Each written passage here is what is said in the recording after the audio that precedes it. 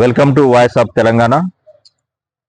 తెలంగాణ ఉద్యమ రథసారథి, నూతనంగా శాసన మండలి సభ్యుడిగా నియమితులైన తెలంగాణ రాజకీయ జేఏసీ చైర్మన్, తెలంగాణ జనసమితి రాష్ట్ర వ్యవస్థాపక అధ్యక్షులు ప్రొఫెసర్ కోదండరాం గారికి ఆత్మీయ పౌర సన్మాన కార్యక్రమాన్ని ఏర్పాటు చేస్తున్నాం.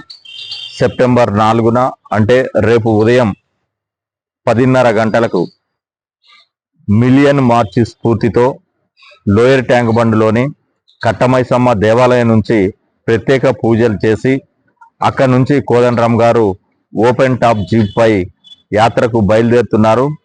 ఉద్యమ సారథికి జేజేలు పలుకుతూ ముషీరాబాద్ ప్రజలు పెద్ద ఎత్తున తరలి వచ్చి స్వాగత వేదికలను ఏర్పాటు చేస్తున్నారు.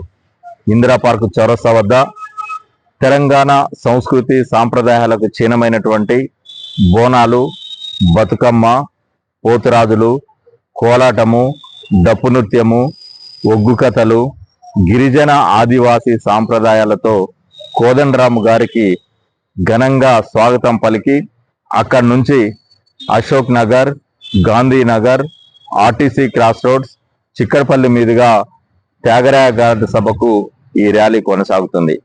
అశోక్ నగర్ చౌరస్తాకు వచ్చిన తర్వాత అక్కడ గాంధీనగర్ డివిజన్కి చెందిన అరుంధతి నగర్, సబర్మతి నగర్, వివి గిరి నగర్ తదితర బస్తీల ప్రజలు ముషీరాబాద్ అసెంబ్లీ కన్వీనర్ మెరుగు శ్రీనివాస్ యాదవ్ ఆధ్వర్యంలో, డివిజన్ అధ్యక్షుడు రవీందర్ యాదవ్ నేతృత్వంలో, అదేవిధంగా కవాడిగూడ డివిజన్ అధ్యక్షుడు అజయ్ గౌడ్, ఎస్సీసీఎల్ అధ్యక్షుడు వెంకటయ్య నేతృత్వంలో ఘనంగా కోదండరాం గారికి సాగర స్వాగతాన్ని నిర్వహిస్తున్నారు.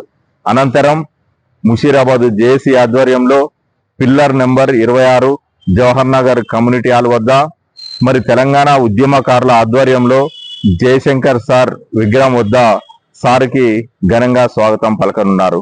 కోదండరాం గారికి ఇష్టమైనటువంటి తెలంగాణ జాతిపిత జయశంకర్ సార్ విగ్రహానికి ఈ సందర్భంగా కోదండరాం గారు పూలమాలలు వేసి ఘనంగా నివాళులు అర్పించనున్నారు.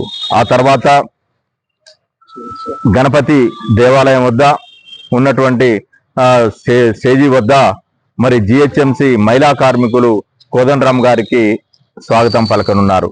ఆ తర్వాత ఆర్టీసీ క్రాస్ రోడ్స్ లో పెద్ద ఎత్తున సుమారు 200 మంది రాష్ట్ర వ్యాప్తంగా ఉన్నటువంటి అవుట్ సోర్సింగ్ ఉద్యోగస్తులు, జిహెచ్ఎంసి ఉద్యోగస్తులు మరి స్వాగతం పలకనున్నారు.